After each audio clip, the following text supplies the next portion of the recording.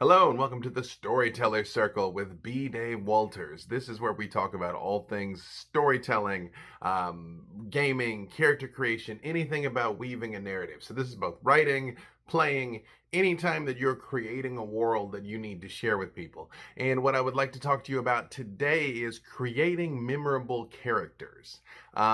This is something that came up recently. I had someone ask me about this, and I think the simplest way to just sort of like jump right into it, actually, before I jump right into it, I would just like to say that my writing class, Building from the Ground Up, story structure and character development is free for all my patrons, whatever the tier, even the $1 tier. So visit patreon.com/B Dave Walters for a whole 2-week deep dive into everything you need, the skills you need to master, enable for you to go pro. I guess if you don't know who I am a writer, a screenwriter, a dungeon master. I am on the writing team for Werewolf W5 and a whole bunch of other stuff, and all around storytelling fiend. So, to create memorable characters. This is both for your characters, I'll say as main characters, and as sort of like, we'll say supporting characters, NPCs, whatever you want. I think with NPCs and things, the easiest thing to do is make sure that you give them at least one memorable trait. Honestly, you don't even want to give them too many if they're not going to have a big part of the narrative, because if you make them too rich, they will pull the attention of the audience. If you're running a game, they will pull the attention of your players, which is not necessarily bad.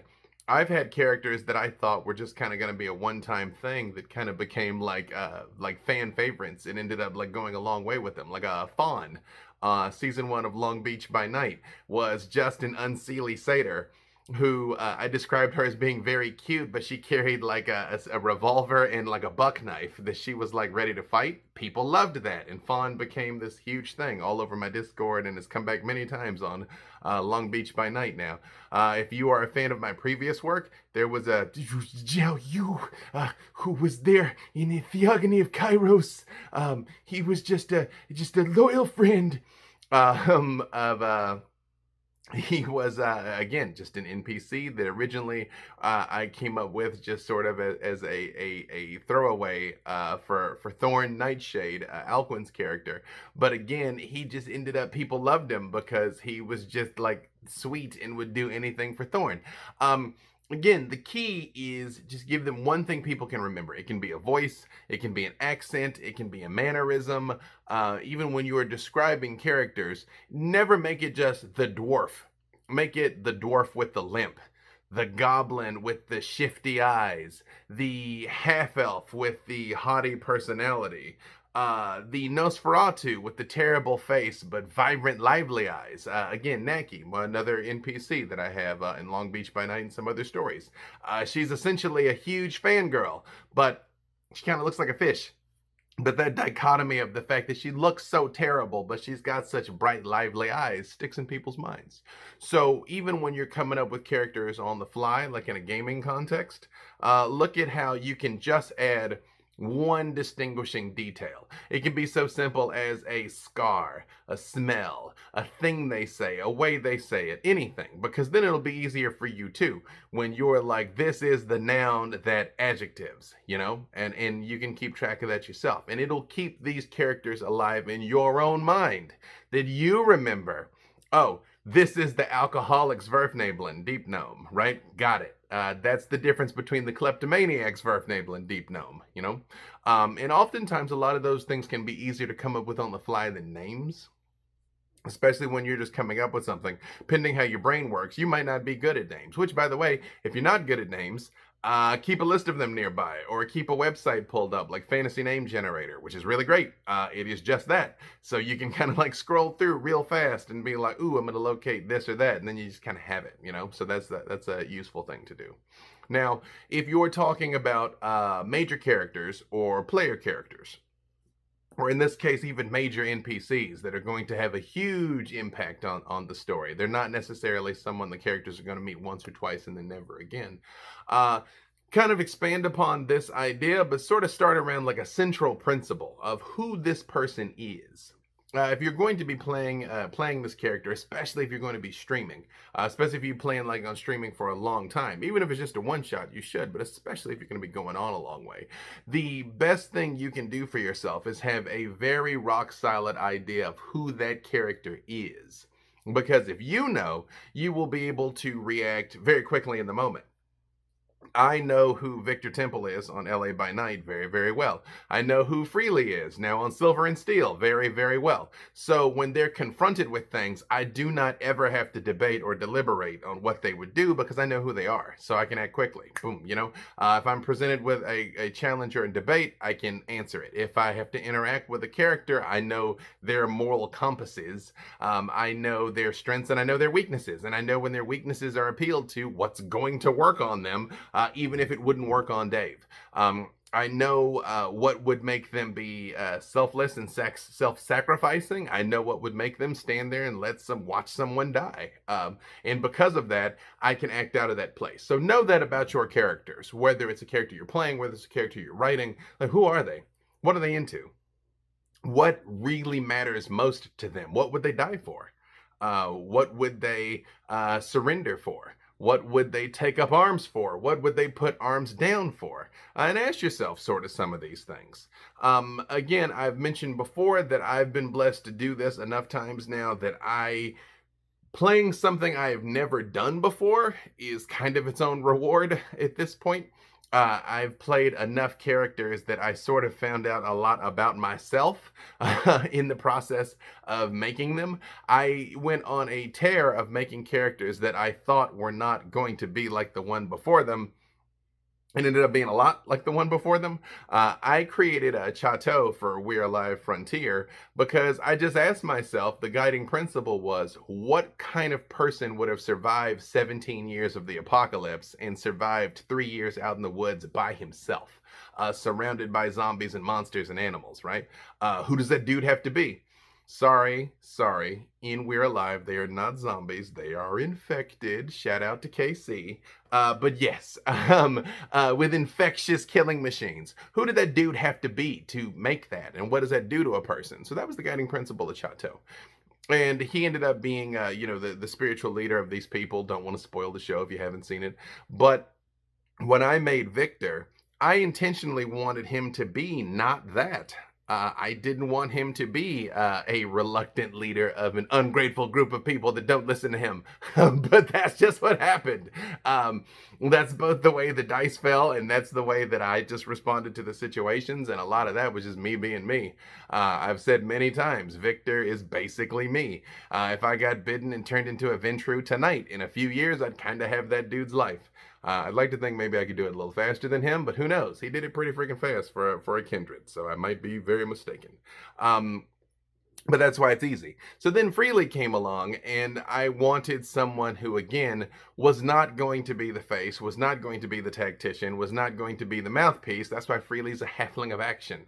But the crazy build I've got with him is still all based on charisma. So he still ends up being very influential. When he has something to say, and statistically speaking, people listen to him.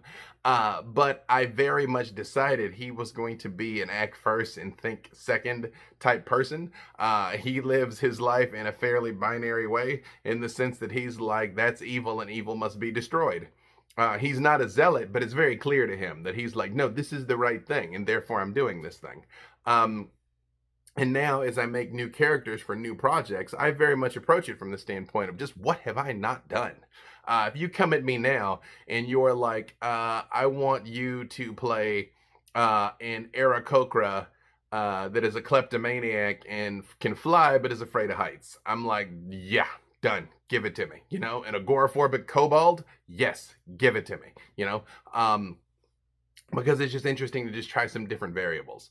You also can look at characters that you love from other stories and ask yourself why. This is always a very useful trick. This is just a good storytelling thing in general. Take something you love and just start to look at it critically and be like, why do I love this? What is it about this? What is it about this character that sticks with me? What is it to look at something you hate? Look at a bad movie. Look at a character that you don't like, especially if you can find a character you don't like in a production that you otherwise love. Ask yourself why. What is it about them? Is it the actor's portrayal? Is it their motivations? Is it like I myself know I always hate the I just want to be normal plot line. I hate that. Whenever you have the it is the refusal of the call is an aspect of the hero's journey, which is very valid. But the idea that just having superpowers is this burden. The worst example of this was with Claire, the cheerleader in Heroes, way back when. Even though the first season of Heroes is probably one of the finest seasons of television ever made, like the first season of Heroes is up there with the first two seasons of Battlestar Galactica of just flawless storytelling. Subsequent seasons of both are not. I actually rather like seasons 3 and 4 of Battlestar Galactica.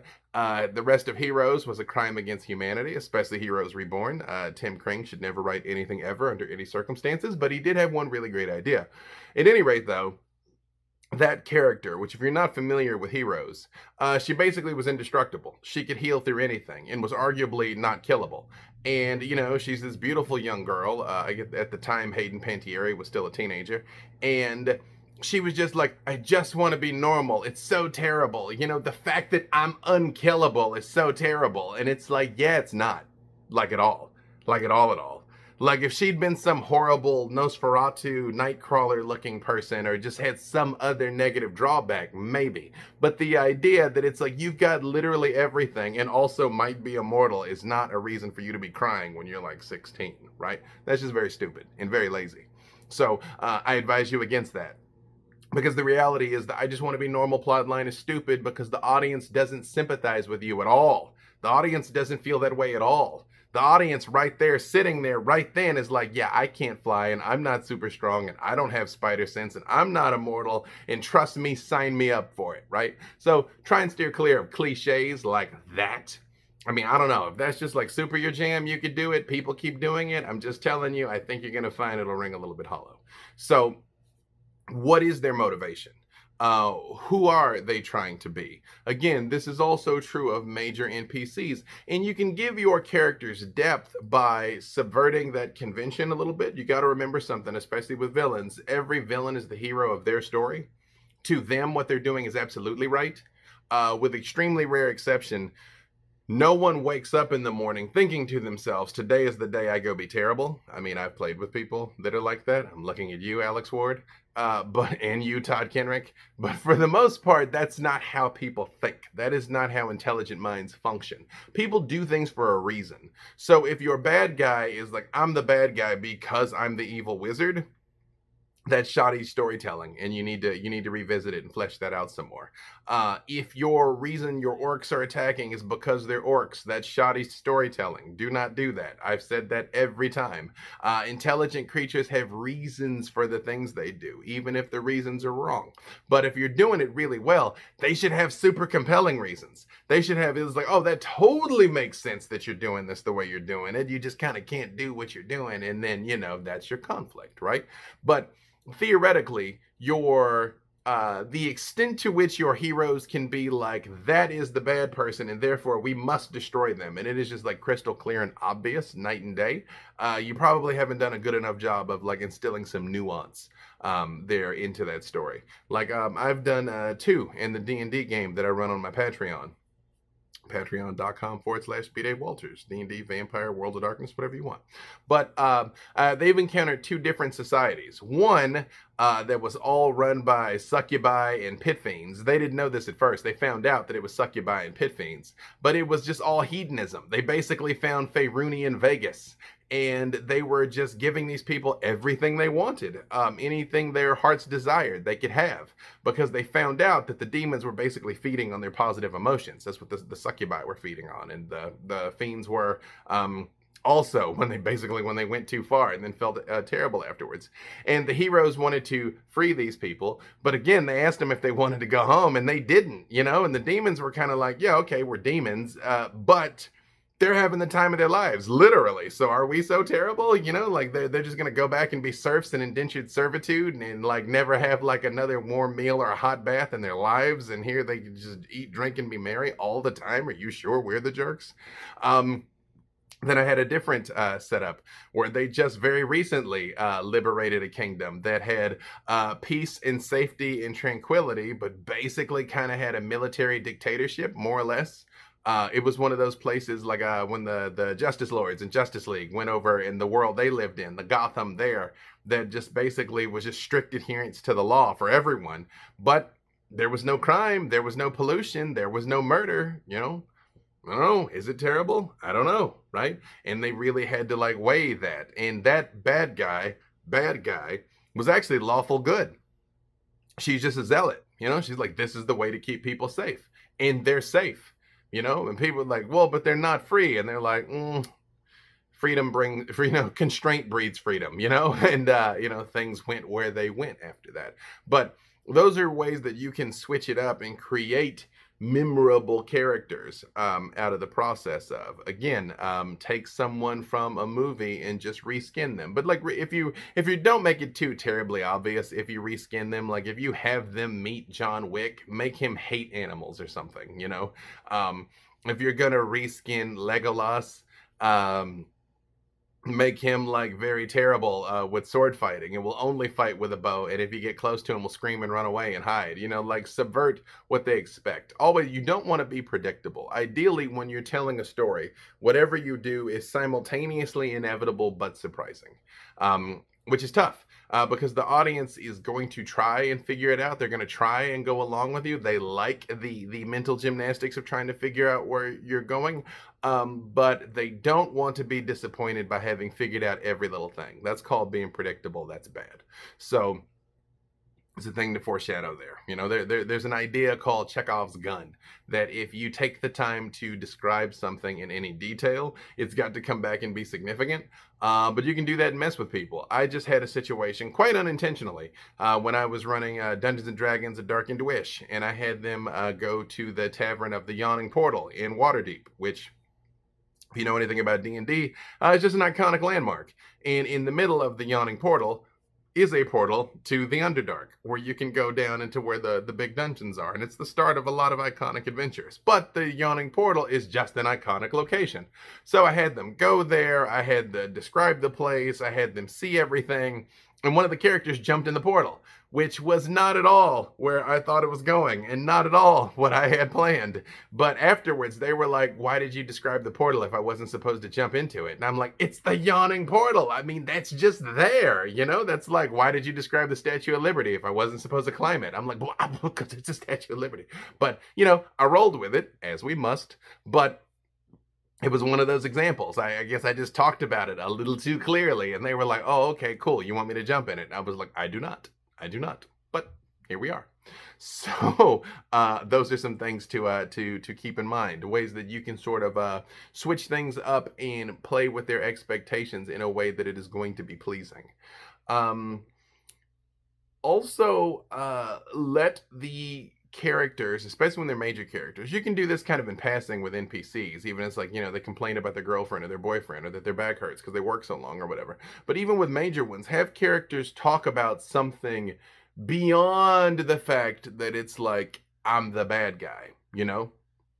Like when they come and they approach the king's throne, have them you know, overhear the king talk about sending aid to a nearby kingdom for the orphans of the war, you know.